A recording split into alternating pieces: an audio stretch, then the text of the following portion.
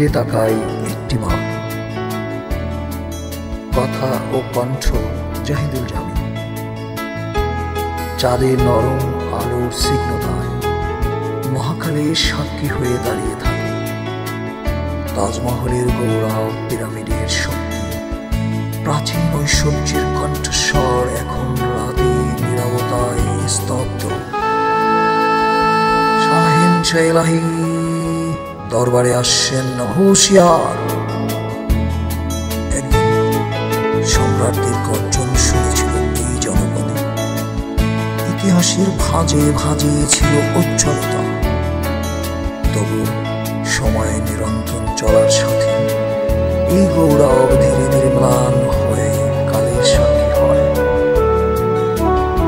ভিক্টোরিয়ার রাজ্য, ওসমানীয় ধনদৌলত, আলেকজান্ডারের বিজয়, চেঙ্গিস খানের সম্প্রসারণ সবই আজ ম্লান স্মৃতির কাহিনী, যা আলো থেকে ধীরে ধীরে হারিয়ে যাচ্ছে সময়ের স্রোতে।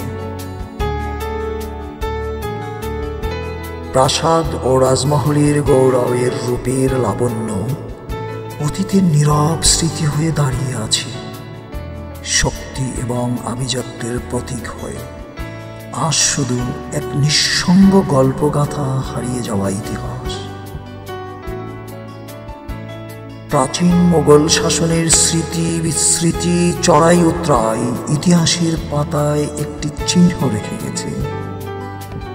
যতই গৌরবময় হোক না কেন, তা কালের গর্বে সময়ের স্রোতে ধীরে ধীরে অস্তমিত সূর্যের ন্যায় বিলীন। তবে আমরা এগিয়ে চলি অতীতকে মনে রেখে। জীবনের আসল উদ্দেশ্য সন্ধানে তার প্রয়োগ নেই। একদিন সমস্ত প্রাসাদ, টাওয়ার, সুরম্য অট্টালিকা, রাজসিংহাসন বিলীন হবে অদৃশ্য থাবায়। বাহাদুরি আসক্তি যতই থাকুক না কেন, ভাটার টানে অকস্মাৎ এই পৃথিবীর আলোতে সব কিছু বিলীন হয়ে যাবে গ্যালাক্সির পথে। রেখে যাবে কিছু স্মৃতি বিস্মৃতির অন্তরালে গাথা ইতিহাস। আমাদের সবার অসীমের পথে যাত্রা অন্তহীন ঐশ্বরিক আলোয়।